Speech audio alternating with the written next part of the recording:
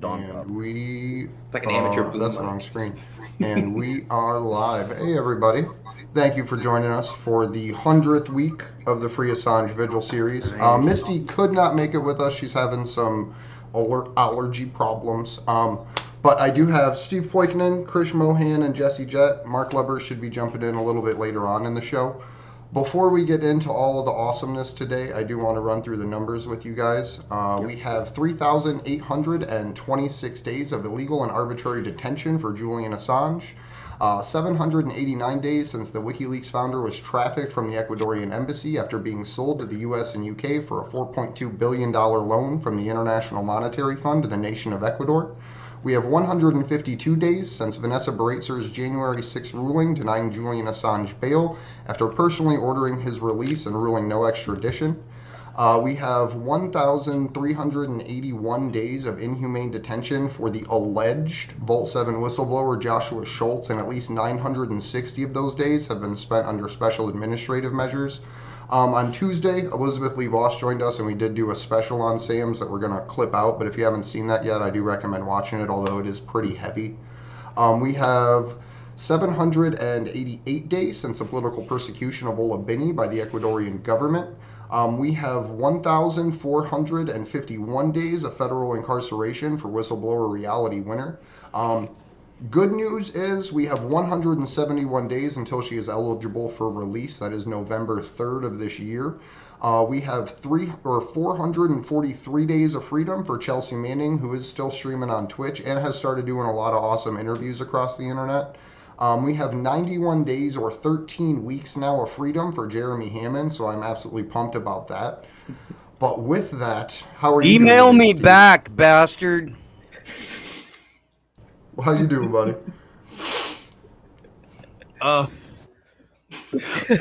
I'm doing all right, man. I just came off of a wonderful conversation with our friend Gordon Dimmick. That should be out tonight or tomorrow. Lots going on. The Homerun for Julian tour kicks off tomorrow. In Miami, Florida, where my fake daughter Glory Jones will be on the ground providing some coverage. We figured that out in March of this year. There was a moment where we were in front of NBC, CNN, and C-SPAN in DC, right by where the concrete blast wall and barricades were. All that's right by the Capitol. And Glory is up on the megaphone, which, by the way, I will one day be launching a GoFundMe to have a megaphone fused to Glory Jones's face.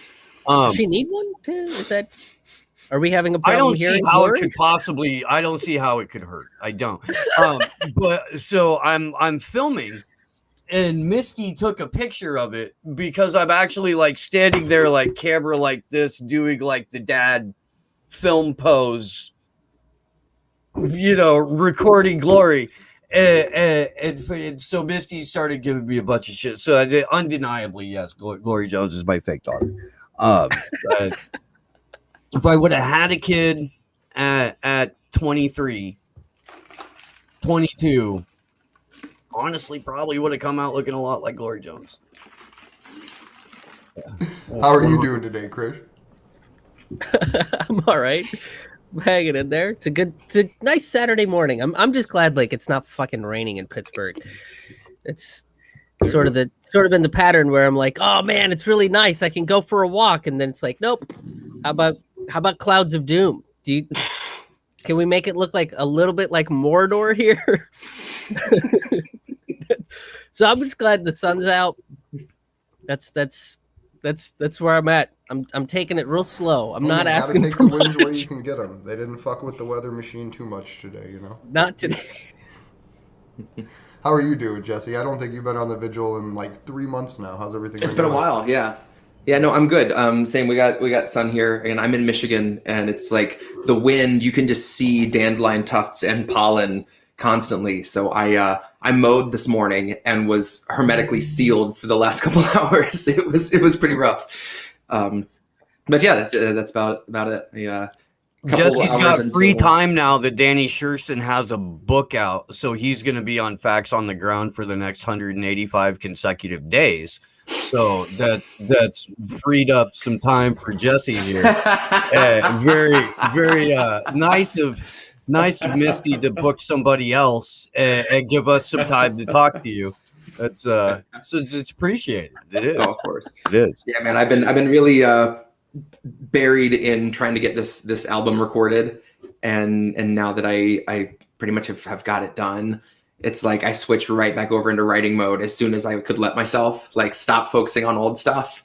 I mean, again, there's so much shit constantly going on, so it's like Palestine piece, the Young Turks piece, and then I realized I'd never really devoted a full track to Tara Reid. You know, I've mentioned her in passing so much before, but I think it really bears repeating what she braved coming forward. And I make a lot of comparisons, a lot of through lines to Julian. If you come forward with the truth because you think people deserve to hear it and you know it's going to ruin your fucking life and you do it anyway, that's the kind of strength that a lot of people don't possess, especially the people that want to try to shit on you afterwards for it, you know?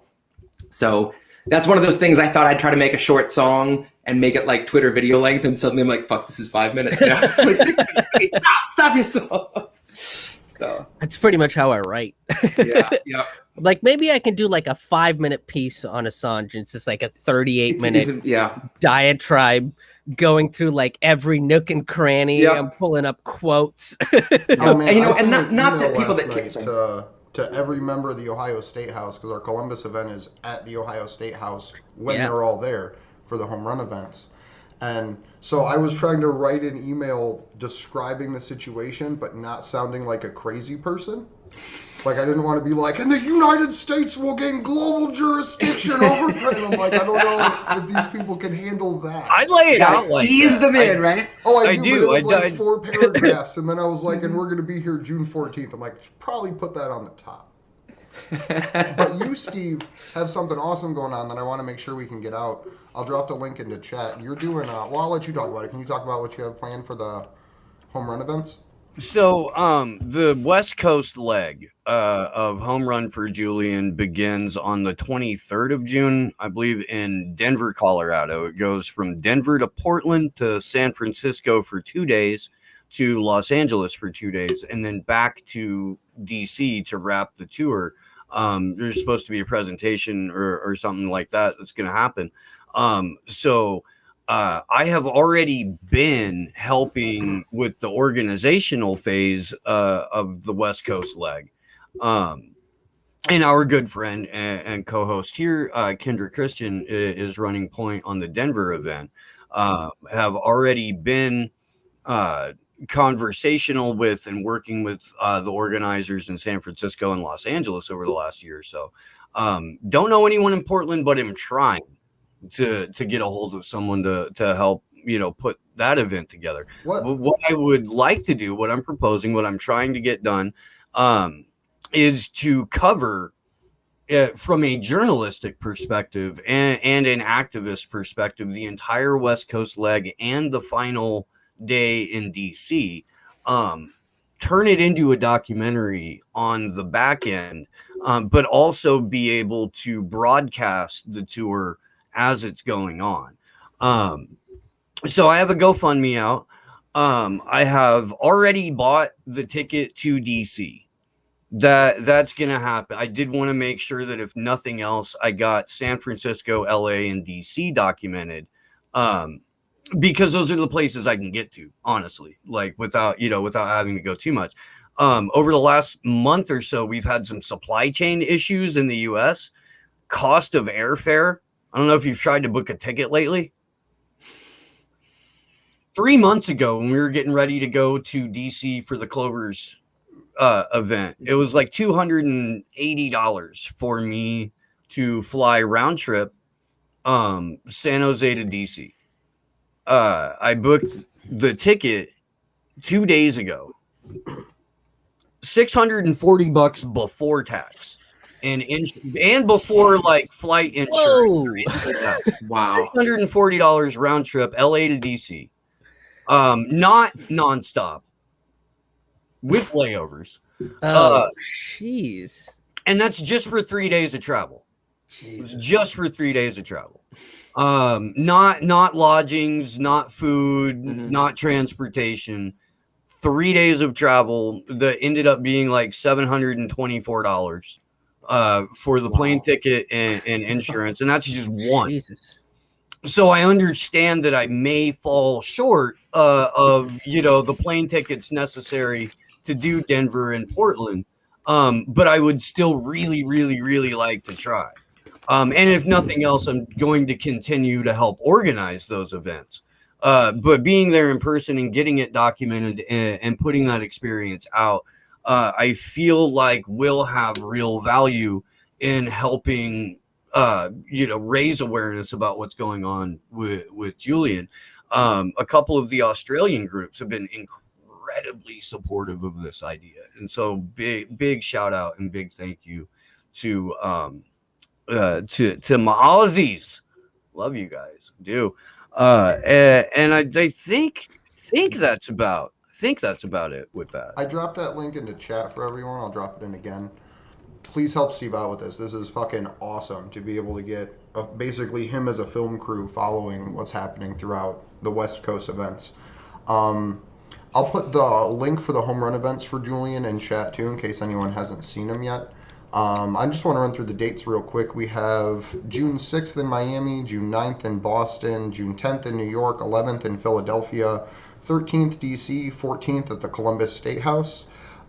Chicago is the 17th. Milwaukee is the 19th. What do we have? Madison, I'm assuming Wisconsin is the 20th. Minneapolis, the 21st. Denver, 23rd. Portland, 24th. San Francisco, 26th. Oakland, 27th. Los Angeles, 28, 29. And DC, we have the 30th and I think 1st of July. And then 2 days later is Julian's birthday on July 3rd. So if you can't make it, if you are not within proximity or have the resources to make it to one of the Homerun events, please start planning an event for July 3rd or 4th in your area. The best thing I could say is literally just go to your city's 4th of July event. So like they're literally making events for us already at this same time for us to go pass out flyers about our freedom. And that was actually one of the first events that Taylor and I did was a 4th of July event. I think it was like the 3rd. Where we literally just got a birthday cake for Julian and passed out cakes and bottles of water because it was so hot that anyone will walk up with a bottle of free water and then they get a conversation behind it. So if you're willing, please go to your local community's 4th of July events and just pass out information. Bean has awesome handouts you can use. But Krish Mohan and I think Jesse, I'm not positive, but I know Krish will be joining us in Columbus. So I'm super pumped about that. And we're going to have him be doing a stand-up set, I think, that we're going to, middle of the event, have Krish come on just to lift everyone's spirits a little bit. So I'm super pumped to have you coming, buddy. I am excited because I will be, I'll be taking a cue from Trevor Noah and just kind of, mainlining any sort of CIA talking points. Because that's what you do as a political comedian in America, right? You gotta just compare it to CIA narratives. You do what the Democratic Party tells you to, and then you become famous. So that's I'm using this as a launching point to get my own TV show, probably on Fox. Air right before or after Tucker? Which one would you prefer? Yeah, actually, it'll be 15 minutes. The first 15 minutes will be before Tucker, and then the last 15 minutes will be after Tucker.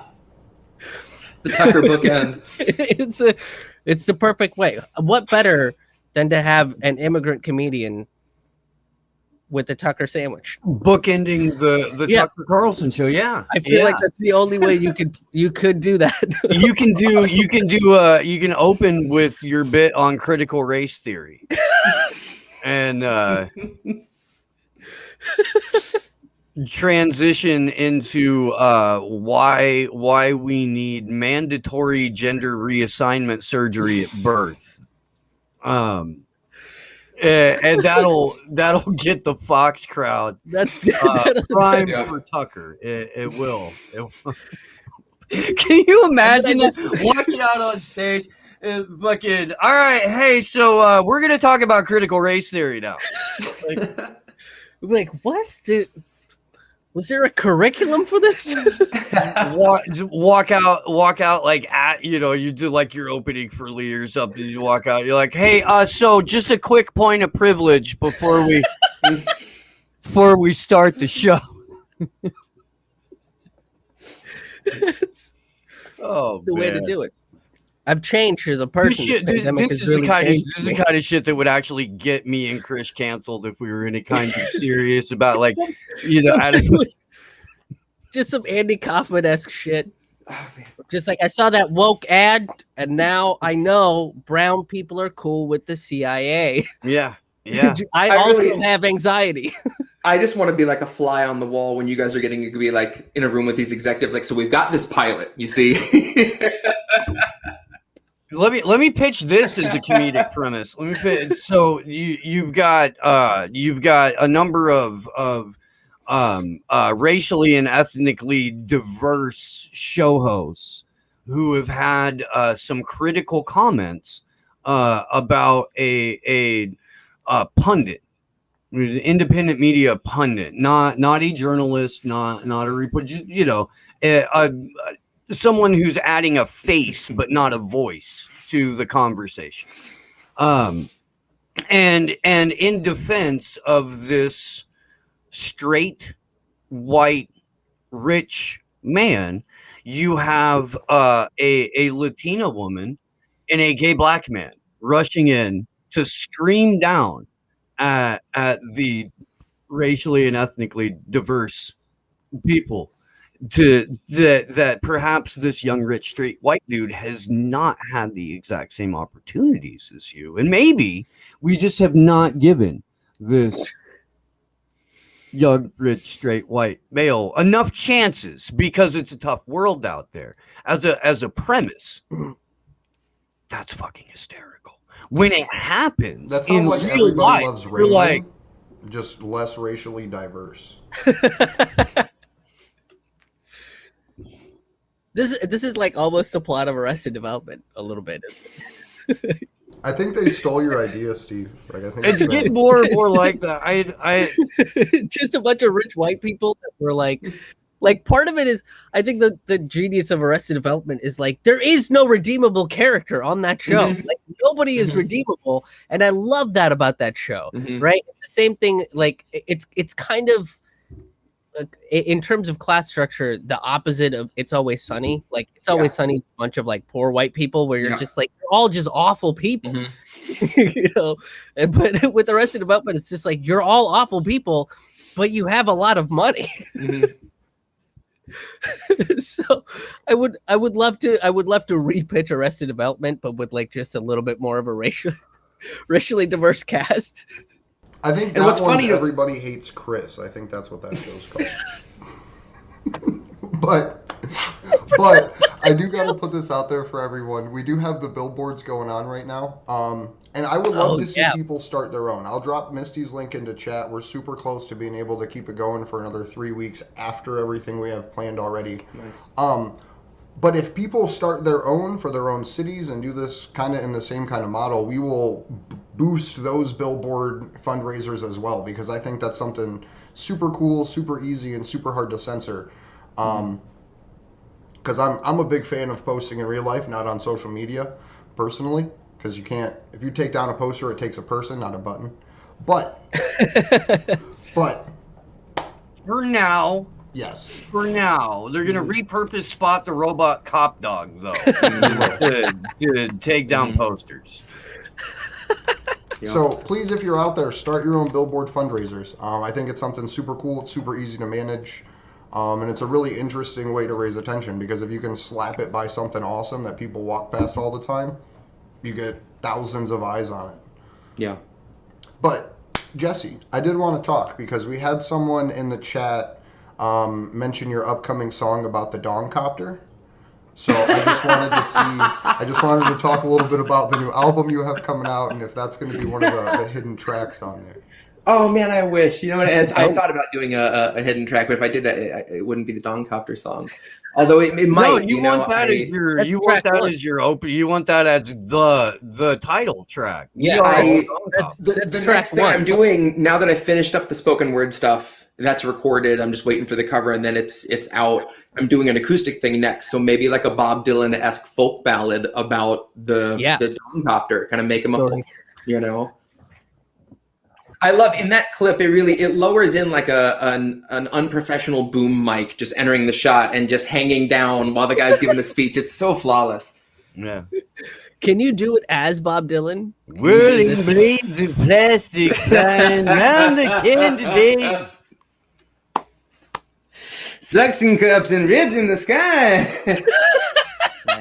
It's 11 inches of justice coming at you. Taste the rainbow. I actually once, a few of the first jobs I ever had were in adult stores.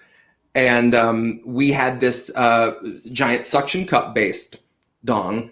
And I decided to put it inside the storage room door so that when you went in, it pulled it back and comically slapped you in the face. I got fired from that job, if you would believe that, which I still call shenanigans on. But being a Florida job, shortly afterwards, the owners got busted for meth, which happened at almost 90% of the places I worked at in Florida. At some point in time, someone there got busted for meth. That was everyone's side hustle for the most part. That's a Florida requirement. So if you guys have no idea what we're talking about, the last night on our call-in show, Dongcopter out of context. Sorry. A fan of the show, Shadow Band Refugee, wonderful audience member, moderator of the channel, and whatnot, sent me an email earlier in the day to the New York Post article. There is a mayoral candidate in Albuquerque, New Mexico, Manny Gonzalez. He's been sheriff for decades now, and apparently has like the same sort of sheriff gang that Alex Villanueva does in Los Angeles. I'm quite honestly terrorizing the citizens of Albuquerque for decades now, and there was I'm gonna try and pull it up here. There was a guy who had decided that he was going to make not just Manny's life miserable, but the candidates throughout New Mexico. And so he took a dildo and attached it to a drone. Drone. And then flew the drone at the candidate. So it's not the highest resolution. I do apologize for that. I added the Dongcopter Twitter account, and I asked specifically for so good. That's for the higher best. resolution. But this is Manny Gonzalez, mayoral candidate for Albuquerque, New Mexico.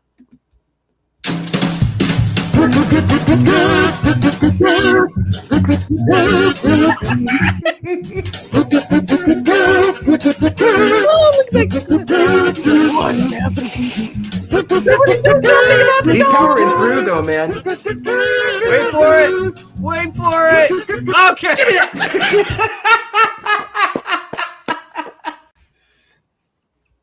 And that is how you fight tyranny. So we kind of ran with it a little bit last night, and now I want a fleet of Dongcopters. I would like two Dongcopters that fly in tandem with a banner, kind of like taped between them.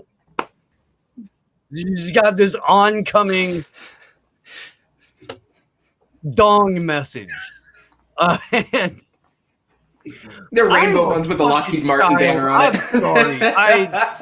Paid for by Koch brothers. Guess who we're gonna fuck? Yeah. Brought to you by the World Economic Foundation, World Economic Forum. Yeah.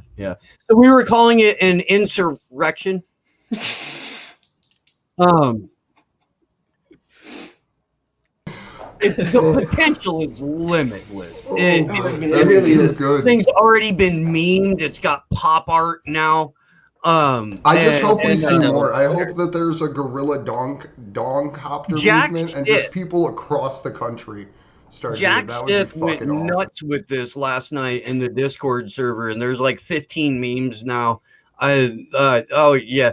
No, so we're gonna have like straight up merch on this. There will be Don Copter Army. Thank God. Um, The intersection of political humor and dick humor so rarely fuse, you know. But oh my gosh, it's just such a glorious thing when they do. When it does, it's pretty great. It's fun to be 12. But it's just the thing of like, I have and no you're shame right. in it. He did like power through the speech. Exactly. I mean, that's. I'm sorry. Someone in the crowd was like, you know what? I'm going to vote for this guy even harder now. It takes a hell of a candidate to keep his eyes on the prize when that thing's flapping in your face like a banana peel. The guy at the end, though, that was truly heroic for him just to stand up. He does. He makes that. Now, what I also need, and yank it, you know. I need slow motion. That guy lunging for it with Chariots of Fire playing. Just going for the gold. You know, it's. Do you think that he ended his speech with no homo? That's how he. Manny Gonzalez, vote for me for mayor. No homo. That's some poor aide what has he to come puts on out the street just sign. to make it clear to everyone in the audience that was no affiliation with the campaign. We did not authorize that, nor did we. you got his campaign messenger like 12 feet away. Stay on message. The interpreter just starts. Did you see that there was a guy who got to like do sign language interpretation for the president and for a number of like who had no idea what American Sign Language was? Like he faked his way. That's hilarious. Into sign language interpreting like the Super Bowl, basically. You know, where it had no idea what he was doing. Wow. This can happen. This can happen. That's a sad peek into the vetting process for someone that does something that important. You know, it shows how little of a shit they give about disabled people. They're like, you can do some fancy hands. You're like a conductor, right? Get in there, do your shit. You look like a karate guy. You know, I'm actually a crossing guard. That's fine. You got gloves, right? You're good with your hands. Get in there. Show them what you got. Get in there. Interpretive dancer. You know what you'll do. Go on. He's just playing Pictionary. He's drawing shit on an easel. Here's your Etch-a-Sketch. Magnadoodle. Slow down. Slow down. That's fucking hilarious, man. I think we should. I don't know how you follow that up. I'd like to thank everybody for coming. And we rode the Dongcopter up to the sky, hit our altitude peak, and now we just free fall. That's all we needed to do today. Really. Flop our way back down to Earth. I don't even know where to go from here. Oh man. Flop our way back to Earth. I mean, there's a number of like national security things that have been going on. There's a big facial recognition story in I think it was like the New York Times, but they realized that there are just in Manhattan like 15,000 cameras that are feeding in to the NYPD facial recognition database, and that they are still, you know, scouring and scraping social media for pictures and to an imaging database to where any picture that you now have on basically any site on the internet has been scraped. And it's gone into a facial rec database. Incredibly invasive. Facial recognition, they found, if you're standing close to somebody, it's much, much more difficult for the facial rec software to pick you up. But if you are at minimum 6 feet distance from another human being, it is easier, even if there's an obstruction over the lower half of your face, for the facial recognition software to determine distance of eyes and ear shape and things like that. Weirdo world so facial recognition kind of has face blindness. Is that the conclusion we can draw? The way that you digitally map, if there's things closer to it, or there's enough shadow or something like that, then it doesn't digitally map correctly. And leads to misidentification, which has in a number of cases was one of the reasons why facial rec was banned in a handful of cities. Because it historically has a horrific record at proper identification, and also seems to be inherently racist, like the facial rec does. Do you remember when they did the first AI thing, where they were like having it communicate based off of what it saw on like Twitter or Reddit or something, and within 6 posts it was just nothing but racial epithets? That's what we've taught the machines to do, is turn into a troll on Twitter. I mean, hopefully that just means they won't turn the machines on. Like, whenever they turn it on, they're like, God damn it, this don't work. Or that's what's happening with Joe Biden right now. Like, they just put that, like, Twitter bot in him, and he just says all the most horrendous shit that they can think of from the internet. Right. He just got rebooted wrong. No matter how many times you reboot him in safe mode, he just keeps saying racist shit. They have to have Alzheimer medicine drugs straight hooked up into that guy on a like push button syringe, because you can literally like see the him, chemical like, drift cocktail out that and then has like, to get go jolted back to life. It's got to be a doozy. Yeah, I can't. I am not, because Like the Long Island of medicines. The absolute wrong show to advocate this. However, if anyone is exceptionally good with computers, it would be interesting if, hypothetically, we found out Parody, non-actionable. what was in, like, the congressional pharmacy. Because Congress has its own pharmacy. I don't know if you guys knew this or not. There's legitimate pharmacy inside the congressional building. What? Because they don't want the opportunity exists for that system to get hacked, and for the medications that the people who ostensibly decide our laws are on. The average age of a Congress critter, early 60s. Yeah, I would wager to bet that about 80% of those are probably just boner pills. Like, really good. We're talking like you take it and boom.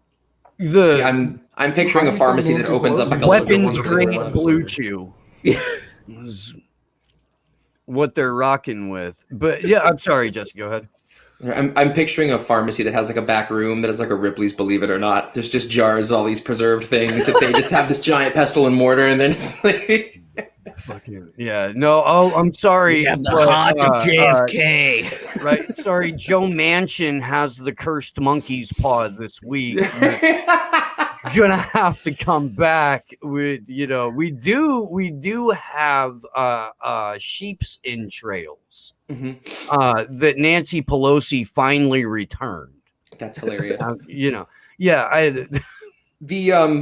The song that I use, Joe Biden's Whisper, the whole bit on the Senate floor, when he's talking about the crime bill, and he says that's the secret. There's a line in that that I've yet to expand on, but I thought about doing a whole like concept album around, where I basically imagined there being this like cursed artifact that was split up and put into different politicians, and that's what's kept them alive. Joe Biden, Henry Kissinger, and kind of expanding on that idea and getting very Black Mirror with it. So there was a line like, I'm here to tell you the spirit of Biden exists in a cursed medallion that rose out of hell like smoke in the form of 1,000 stallions. Eyes blood red with a lust for the violence of racial injustice. So yeah, I've yet to do like the Kissinger song and all these others, but I want to pick like people that were just full of hate and lived way longer than regular people do, and imagining them having something hideous that keeps them going. So I need to consider a prog band and make this happen. We're at a time where, like, for all of human history, kings have tried to find ways to live forever, from like the quest for the Holy Grail and all that shit. And we now have technology that can be used to prolong human life almost indefinitely if you don't care about quality of life and just quantity of it. And that's terrifying. Like, Sheldon Adelson's hopefully actually fucking dead, But I have a hard time believing that because he is a billionaire. He could literally just get hooked up to a pump and disappear into an underground cave and just have his brain juices manipulating the people willing to still listen. Mm-hmm. They were trying to digitize consciousness. I think there was like an Australian company back in like 2017 that was trying to like digitize consciousness. Yeah, and they were, I think it was like, in order to do it, at minimum, it cost $1 million.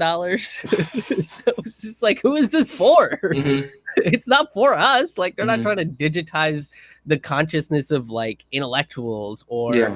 you know, people that want peace. They're just like, hey, are you a fucking sociopath? Yep. We'd love to get your head into a computer. Yep. So, let's do I that. mean, unless it's some grand trick, right? Like you get these fucking old ass rich people to hook themselves up to a computer that fries their brain and then pretends to be like them. Oh, like, that'd be great. thank you for the service to the earth. Right. Yeah. Oh, yeah. Hook Bezos and Elon Musk and fucking. And dude, that's what I thought when I was gonna write the spoken word album that I would kind of go a little sci-fi, a little dystopian with it, and I thought that it would be kind of a departure from reality in some sense, like have some parallels, but not be so specific. But man, no matter how far you go down that hole, it feels like it could be a headline next week. You know, nothing. No matter how far I tried to reach, it's like, nah. Elon's probably already doing that. No, like anytime I talk about like Tesla or Bezos, it just like, I'm sure that's where, if it hasn't already happened and we're not aware of it, we're a year out tops. Like no matter what you try to come up with, it's just, yeah, it's all feasible. It's all very feasible. Most of the stuff it's the argument of what you want to use that technology for. Mm-hmm. And in most cases, if you tie it in with greed or, you know, anything that billionaires are doing, it's going to be used for evil because they don't really give a shit. Like I remember listening to his Elon Musk's interview with Joe Rogan like a couple years ago, and the first thing that he says is that he built himself a custom flamethrower just cuz. Like you don't build a flamethrower just cuz. Like you build a flamethrower because you have a problem that only a flamethrower can solve. That's how normal people think. Like, I don't look outside my window and I'm just like, you know what I need today? I need to set some shit on fire, but from a distance because I'm not crazy. Like, that's not a thought. But to Elon, he was like, yeah, that's something. What is it, Tuesday? I'll fucking I'll build something that can. But you know what, ironically, my first thoughts upon hearing the Elon Musk interview, really any Elon Musk interview, is I need to set some shit on fire. That's the first thought that pops into my And he sold us the flamethrower. Yeah, exactly. Yeah, you made me this way, Elon. He's got a patent on it. Yeah, you plug a chip into your brain and you control the flamethrower with your thoughts. And the angrier you are, the higher output of flame. Yep. See that whole thing of like putting a chip in your brain is like, yeah, that would be cool if human beings had control over their emotions and their thoughts. Like, holy shit, why would you do that? Have you met us? Like, we're fucking awful. Why would you fucking put a computer in an already like uncontrolled computer? Here's the thing though, man. We've been told now for at least 30 years since the launch of like the critical mass bike race and the real first big green push that we as individual humans are filthy, dirty, dumb creatures that can't be trusted, that completely screwed up the planet that we were given without at any point acknowledging the vast majority of global pollution is coming from the US military and coming from a relatively small number of multinational corporations. So we've been told that it's us, that our ignorant, dirty, untrustworthy selves have done all of this damage. So the only way to fix it is to punish ourselves, to remove ourselves from nature because we fucked it up. So if we link ourselves to the cloud, we can experience nature virtually and safely. And in that way, we won't be screwing it up. And that's what a lot of this huge push for transhumanism and the Neuralink and all of those things, that's what it's rooted in. That we are dumb, dirty creatures who can't be trusted. And okay, that's fair. That's something that we can explore, but that doesn't mean that we should sacrifice our connection with nature to enjoy it on the cloud. That's big. And nobody that, I mean, even if you look at like what someone like Jacques Fresco was talking about and the way that he wanted to use technology was all in service to nature. Like that's what he talked about. And it was funny because I used to get into an argument with my ex-wife about this all the time, is my view on humanity, because we don't know what caused the cognitive leap. It just sort of happened and here we are. So my view on it is whatever caused it probably wanted us to be stewards of the planet. Like like we were meant to take care of this planet to the, when it wasn't going to be able to take care of itself, essentially. Right. Like that's kind of the way that I look at it, and I don't think we're doing that. And something like a Neuralink is the antithesis of that. Yeah. It's taking us away from it. So like Jacques Fresco's whole idea was, and this is from like the 60s and 70s. So his theory was to like use satellites to manage, plant growth and distribution and things of that sort, so that we wouldn't have to worry about it ourselves. Yeah. So again, into service humanity, into service the planet, and act as stewards. And, I never knew somebody else had that thought process until I looked into it. But that's to me, that's essentially why we're here.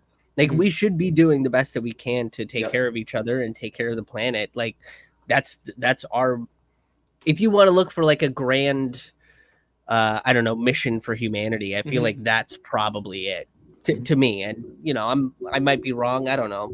Well, ideally it would be to have a sustainable existence that you would be working or building with the following and subsequent generations in mind, and we don't have that. We have short-term profit as the motivation for absolutely everything, and that's based on the acquisition of natural resources to be able to create more profit. Now I've got a little bit of like, I don't know, it's at least two of you on this panel right now are like sort of in that progressive space, right? Like is that a mischaracterization? Like some of you like, and I have noticed, let me back up and start here. When I was growing up, conspiracy theories and conspiracy theorists were crazy left-wing pinko commie bastards trying to destabilize good Christian America on behalf of the Kremlin and the KGB. And since September 11th, there's been a shift in that to now where conspiracy theorists are all right-wing, insane Nazi nationalists who are trying to undermine good Christian America on behalf of KGB and the Kremlin. But as a result of that, we've seen the progressive left adopt almost all of the same positions and talking points, pro-authority, pro-state, pro-cop, that the GOP had pro-censorship 30 years ago. Pro-censorship, exactly. 30 years ago when the conspiracy kooks were all left-wing pinkos. Now, the only thing that's changed is the attribution of blame on political party, because the specter is still Russia. And the conspiracies are all the West may not be the good guy in this scenario. Largely that's what it falls home on. But what we have is a progressive left that is so controlling and authoritarian that I don't know what it's going to take to get some of the people on the left to remember that not too long ago they were against big pharma and they did not believe what their government said, and they were pushing back on narratives that exist to remove individual liberty and remove the state's influence on our lives. And I don't know how to have a conversation with people in that space anymore that have really just like there's not even thought in the parroting of the narratives. It's just repetition. And then when you push back on it, you're Q adjacent, alt-right enabling Nazi grifter. Yep. And it's crazy because they managed to get through to people that 90% of their opinions, you wouldn't think they'd mesh with that, and then it's like, how do you agree that the people in power care so little about your best interests? They don't give a shit about you on almost all these issues, but here you think they don't have any agenda and they're just here to help you out. They just want you to feel better, it's mind-blowing that so many people all of a sudden that's where they branch off, and they're like, well, except for it's like talking to a wall. It's just such a break from every other thing we've managed to establish reason on, and then all of a sudden you just take this big sidestep and like well, people's brains are broken. We just lived through a year of like hardcore anarchist movement that wanted people to vote for Joe Biden. Yeah, like a racial liberation anarchist movement wanted people to support the person that wrote the crime bill to lead the state. Like that's the point that we've reached. While at the same time, right wingers are chanting "My body, my choice," and the left wants to overturn Roe versus Wade, so that way everyone can be mandatorily vaccinated. Like the whole world is upside down right now. That was the thing, is like I looked at it and I was like, wait a minute, are like the right saying "my body, my choice"? But when women say it, it's like, oh man, here come the communists, right? Like it's just it was so bizarre. But to me, I think that is I'll say a window that got opened, that you could just be like, hey, see how you feel about this? See how you don't like people telling you what to do and what to put in your body, and like it should be your choice.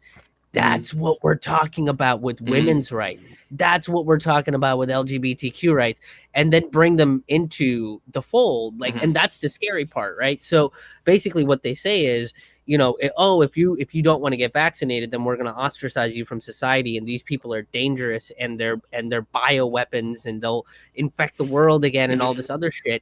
And part of that, I don't again, it's like at this point it's just like I don't know if that's true, but I know that you can't ostracize people like that, because all you do, and this has been like psychologically proven, is when you shame people and ostracize people, all they go is deeper into their holes. So if the idea is, oh, we're trying to get people away from conspiracy theories, then why would you ostracize them and leave them only to go into all of those what the mainstream calls conspiracy theories? Like you're only opening that door for them. But that's the only place until AOC's re-education camps get refurbished. Yep.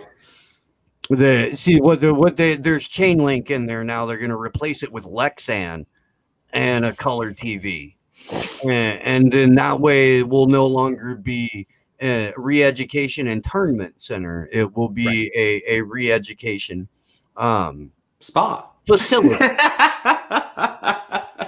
It's like how in Julian's court case they described ADX Florence and the Eastern District of Virginia prison as having like color TVs and open recreation areas, and like made it sound like this luxury suite of solitary isolation from humanity. But it's just like a fat back TV from like 1993, and it's like those were color TVs too. Like, they get like the 4 channels that we got when we were kids. No, I mean, you can go to a thrift store and you can get a computer monitor for $12 that will serve as a functional TV screen. You know, you can. I mean, it's not like there's. Of course, if a government agency were to do that, they would charge $17,000 to take the trip. See, but that's the thing is like when you hear statements like that, my first question is what kind of TV? Right? Like it's not at this point, like TV technology has come far enough where you can't just end it at, well, it's a color TV. Yeah, in 1963, that was a distinction to make. Yep. Yeah, it was like, oh man, you got one of those color televisions where you can see the rainbow. And it doesn't make you sad on the longest time. The only TVs that you could get in prison were the tiny, like 8 or 12-inch, black and white, single channel, television. So it is the fact that we have. That was the point they were trying to make, is that we've moved beyond this now, and our prisoners are virtual princes. The quick apology, everyone watching on Rockfin. My latency keeps dropping down to like under 2K, and the restream's working, like YouTube and stuff, but Rockfin keeps dropping off, and I don't want to fight with it to keep putting a stream up and have it be like 11 clips for a hour and a half long show. So I'm gonna just let Rockfin be dead for the rest of the show, and I apologize for everyone that was watching over there. But I wanna talk about the Homerun tour one more time because I'm super pumped. It's pushing 2 o'clock, so we'll probably wrap up a little sooner than normal today. But for those of you who are just tuning in or unaware, John Shipton's going to be going all across the U.S. I'll drop the link in there. Please find a city nearby. If you can't make it, or if you can make it and are still so inclined, go to your local 4th of July event this year. July 3rd is Julian Assange's birthday. July 4th is when we celebrate the fact, supposedly, that we have the right to expose corruption in government. So the two go hand in hand together really well. SomersetBean.com. I'll put the link in there again. Tons of infographics, tons of graphics you can print out. Super cool resource.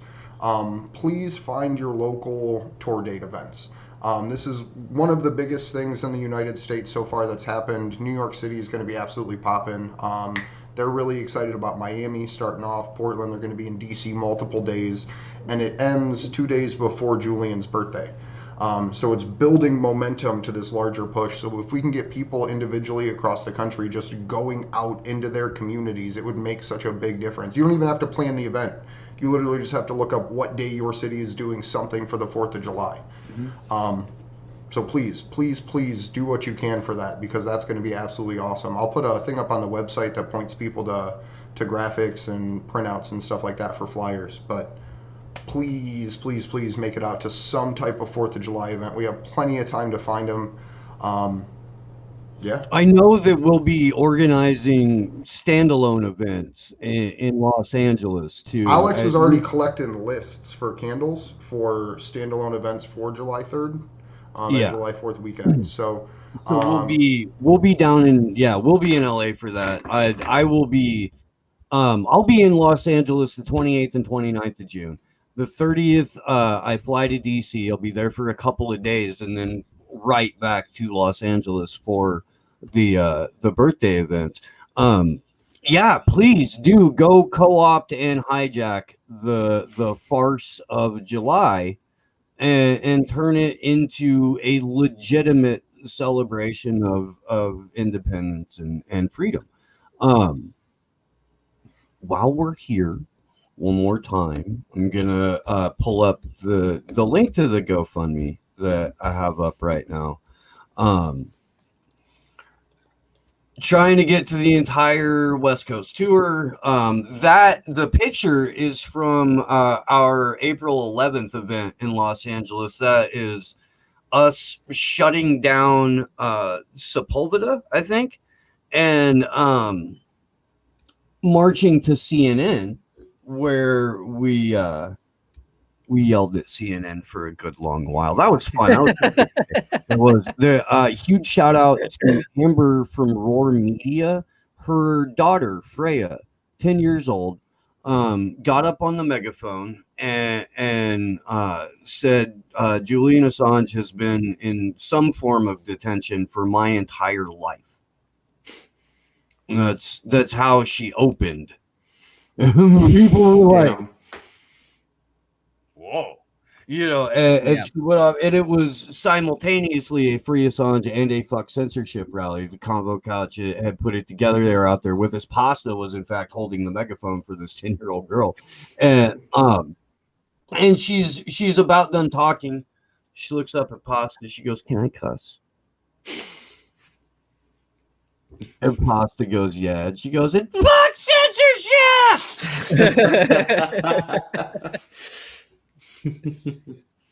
Oh, dude, it was heartwarming. It was, but the notion that the accurate notion that Julian Assange had been in some form of incarceration or detention for this girl's entire life is a perspective that I don't think any of us would have come up with on our own, but just as something to think about. I mean, I made this point in a couple of different speeches at different events, but even in the amount of time that Julian Assange has been from the moment he was trafficked out of Belmarsh, just to kind of think about where you were in your head 2 years ago, not to say nothing of where you were in terms of your location 2 years ago. And then to put all of that into perspective with that entire time Julian Assange has spent nearly every day in 23.5-hour lockdown, which by any stretch of imagination is torture, and for him to be able to get up, present himself in a courtroom and have any kind of cognizance throughout that, absolutely amazing. For him to be continuing to fight, absolutely amazing. So the very fucking least we can do is bring ourselves to an event to stand in solidarity and support with this man. Yep. So one of the things I fucking appreciate that. I dropped your link in chat again, Steve. Please, everyone, do what you can. Don't go broke helping anybody out, but please, if you can help out, please do it. These are super important. Craig Murray's fundraiser is down below for his legal defense. We have Misty's billboards down below as well in the descriptions and YouTube and everything.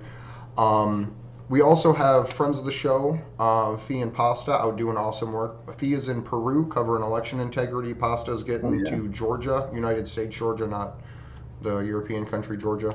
I'm going to drop his link because he asked for a little bit of fundraising help too. Please help who you can. Please help who you love. Please help what matters the most to you. But please do not hurt yourself financially doing it. The whole point of this is so that way a little bit goes a long way for all of us. But before we close out, or as we close out, if we can go around, because we've been doing this for 100 weeks. Steve has been with us freaking day one. He was the very first guest that Taylor and I asked to be on the Vigils. So I just want to give you, Steve, the fucking biggest appreciation. Yep. You're like a goddamn brother in arms to me.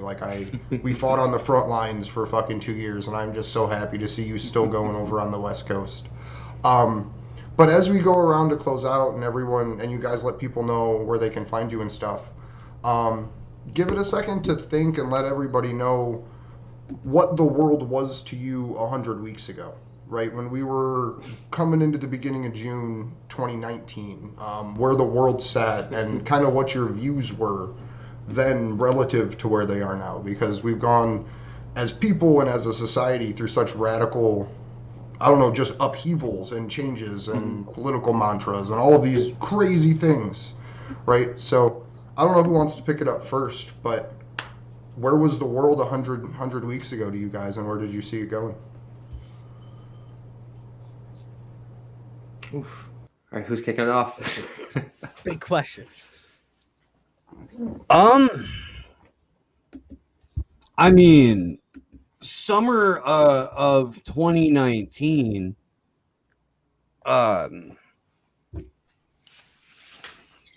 was just trying to find a decent vehicle for the show, because I always wanted to do the show from a point of activism, from a perspective of activism. So I mean, honestly, like if I wouldn't have got on board with the Vigil, it would have been something similar in that area, because if you think about it, this kind of goes back to what we were talking about a little bit earlier, like the political left writ large abandoned free speech during the Bush administration, and really never walked back to it. And as a person who promotes individual liberty, individual privacy for the powerless, and transparency for the powerful, I mean, something like this would have happened, but I don't think to the degree of impact that it's had on my life, because I'm basically a full-time activist now, again, but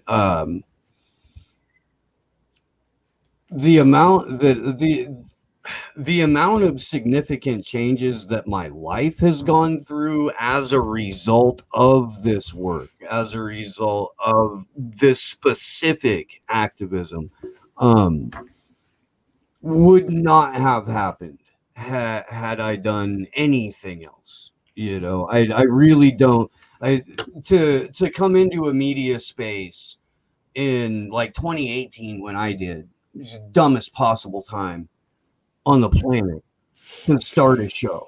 No, stupid, except for maybe now. Like if you woke up this morning and were like, I think I'm going to start a podcast, you are marginally dumber than I was in 2018 when I was dumb enough to be like, yeah, I'm going to come into this space. And no, I mean, the TYT algorithm already existed. The ad apocalypse had already happened. And again, the left almost entirely had abandoned free speech as a purpose, as something worth fighting for. So, I mean, just dumb to come into that space at that point. But there's a huge lane.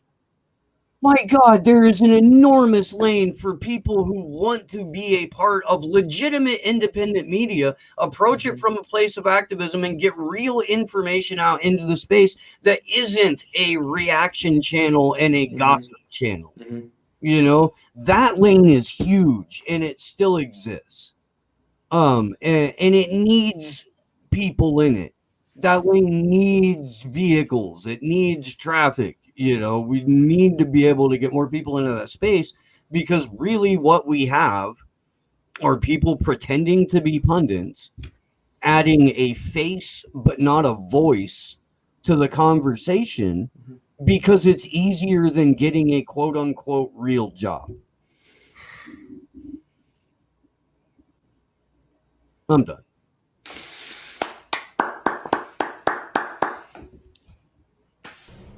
What about you, Krish? So summer of 2019, I think I was still trying to figure out what the best way to tour was. So that a lot has changed. No,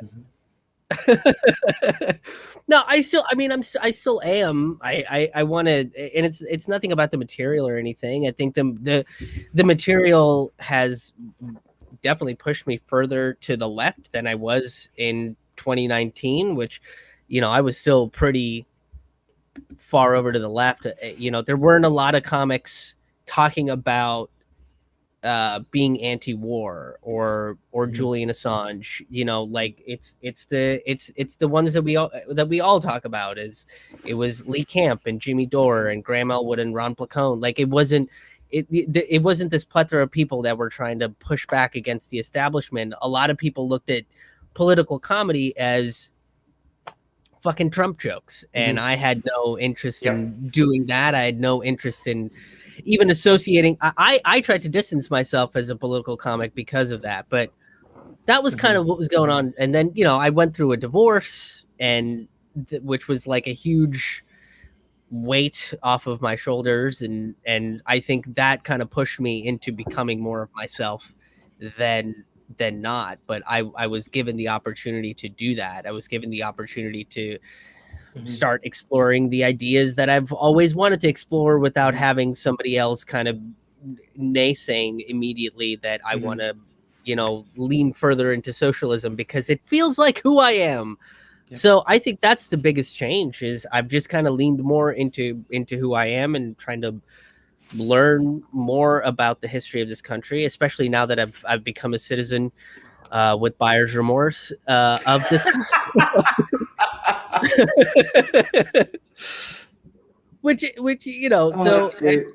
which is the direction that I'm writing it, all of my stuff is from what is my responsibility as a citizen. I feel like is to let people know what the fuck this country is actually about instead of the commercial that is presented about this country. The hypocrisy of we're the greatest country in the world, come on over, hang out, but actually not if you're not a model citizen. If you're not this model immigrant that we're looking for, then we don't really give a shit about you. And just all the lies that we've told is exposing all of that and just trying to start a conversation, not just with people on the left, but I would very, very much appreciate if conservatives came out and sat through the show and didn't threaten to kill me. If you do, all right, you're probably going to get kicked out of the venue, and that's fine, and you're probably not somebody I was going to reach. But if you sat through the whole thing and come up to me and try to talk to me at the bar, great. That's what I want. I want to use comedy as a vehicle to bring people together, to start conversations, and to give back to the communities that have allowed me to come and swear at their faces for money. So I think that's kind of the direction that I've gone since 2019 is like the tours that I'm planning now. I want some kind of mutual aid component to be a part of it. Awesome. And most of the venues I've talked to already are like, yes, let's do that. So like it makes me feel really good that people aren't just like, oh, it's a comedy show and we get to hang out and then we'll go have a conversation at a bar, but we can actually help the communities that we live in. So that's my direction for it. And a lot of it has to do with you guys. A lot of it has to do with, people like Rome on Twitter, like going around doing a fucking mutual aid tour and touring with Lee and having him like invite, fringy political people to just come and talk to everybody. So like seeing that kind of definitely lit the fire. And now that things are, like venues are finally opening to do shows, I want to be able to do that as well. Same. Yeah, I mean, yes, I share so much of Krish's statements. 2019 summer, I was playing different music. I was doing covers. I was doing originals full of just lyrics that I thought were cool, and hosting an open mic, running sound for other bands, and just I still politically had these beliefs, but I didn't act on them, let alone express them. And it wasn't until the beginning of quarantine, my wife works in the hospital, and I kind of realized, with the uncertainty of how everything was looking in this country, I was like, what better time to just write whatever I want to write and just say it and go from there. And as soon as I decided I wanted to try to find like-minded people politically to share those songs with and not try to foist them on just people in like music circles, which would have been just a suicide. It really was. I still, for now, and I'll just go drop a song in some like, I want new music kind of post. And the reactions from people are hilarious. But yeah, once I got that feedback, I didn't look back. And I mean, now I'm about to put out a third album of just whatever I wanted to say. I've never had a time that I censored myself, and I don't intend to. I wouldn't do it to land a feature. I wouldn't do it to land an interview. That's what I love, is that if I have a space like this, or like Facts on the Ground, or like Ron Placone having me on, that they know what I'm there to do, and to be able to do that and have people say like, that's what I scream at the TV all the time, or something like that. Like feedback for the kind of music I'm doing means so much more than feedback ever did for music that was just about nothing. And I don't see myself ever being able to go back to. I would love for things to change to where I can write fun normal songs again. But like, I feel like I finally found my specific niche, my absolute purpose to like Krish said, to address what you can in a way that people are a little more willing to hear, be it music or comedy, you know. And it was interesting when I started doing this, all of a sudden realized so many of the political artists, at least mainstream ones, are gone. You don't have Public Enemy, you don't have Rage Against the Machine, you don't have System of a Down anymore, you know? And when people do political music, or what people would offer up as, it would be like, here's this new Muse record where they kind of talk about riots and they talk about the machine, but it's also vague and no one's willing to put a face on it because that hurts your bottom line. Well, and I would like the machine is doing big pharma porn. Mm-hmm. Exactly. And that's why people ask me, like I mentioned to a coworker that I, did an interview on a stream, and they were like, "You ever think you'll get to turn this into like your main job?" I was like, "Oh no." I said, "No one that has money wants what I have to say heard on a larger scale. Those people are not going to be funding me anytime soon. Yeah. The people that want to share my message are just as fucking poor as I am, you know? So if anything, that's your proof that it's keeping me honest, is I don't have a grift, because I'm not trying to share something that's helpful to anyone that's got a lot of money right now. My message is not conducive to them keeping that money and power." So yeah, I've never, for all the upheaval that the last couple of years have been, I've never been happier as an artist, getting to write something that comes out of me in a fucking fury, and I put it down and I share it with people and get this kind of feedback. It's the most fulfilling thing I could ask for. And yeah, all you guys, like,